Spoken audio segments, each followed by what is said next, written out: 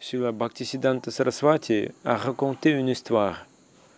D'un côté de la rivière étaient assis des gens utilisant des substances intoxicantes. Ils prenaient de la drogue. Tout ce dont ils avaient besoin, c'était du feu pour l'allumer.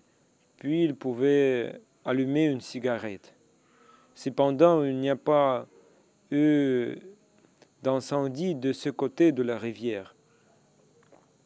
Mais de l'autre côté de la rivière, un homme a ramassé des brindilles et des feuilles et les a mis sur le feu. Un toxicomane a dit, « Regardez, il y a du feu, montrez-nous le feu. » Un autre a dit que votre bras est trop court, laissez-moi nous montrer le feu. Dans ce monde, les gens mondains essaient de mesurer le Seigneur suprême, mais ils s'appuient sur des connaissances mondaines, des connaissances matérielles. Une personne essaie d'utiliser son expérience personnelle, ses propres connaissances, et est incapable de comprendre ce qu'est la vérité le plus élevée. Et une autre personne dit, « Votre expérience n'est pas comme mon expérience. J'ai 70 ans et j'ai plus d'expérience. » Que peux-tu dire? Tu n'as que 30 ans, hein, mais j'ai 70 ans. J'en sais plus sur Dieu. Cela signifie que l'autre personne parle comme ce toxicomane.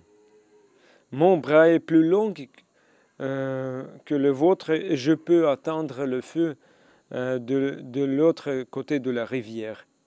Nous sommes assis de l'autre côté de la rivière et nous pensons à ce qui se passe de l'autre côté. Nous ne pouvons tout simplement pas traverser cette rivière. La rivière Viraja sépare le monde matériel et le monde spirituel.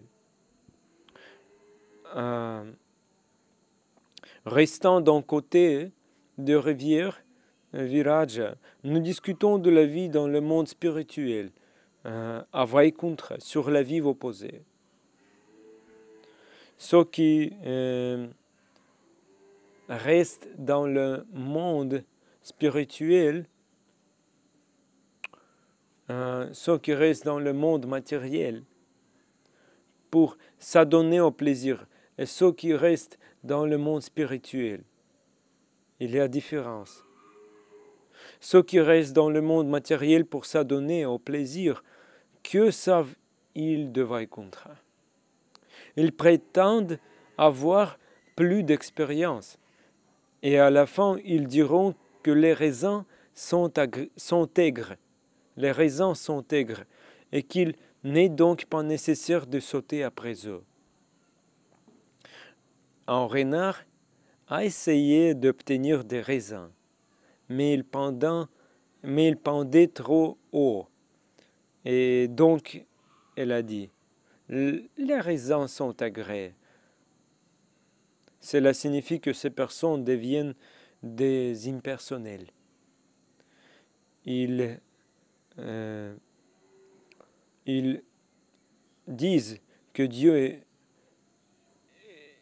est impersonnel, mais le Dieu est une personne. Les soi-disant dirigeants impersonnels dirigent le peuple. Ils périront et leurs partisans périront aussi.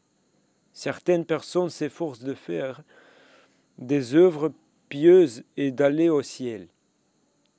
Mais le paradis dans le monde matériel n'est pas non plus éternel. Combien de temps pourront-ils expérimenter la paix et la félicité? En fin de compte, quelqu'un veut devenir le roi de la planète céleste. Indra ou Brahma, le créateur de l'univers, Mais ceux qui ont connu la vérité absolue rejettent de telles idées. Pour eux, c'est comme un tabouret.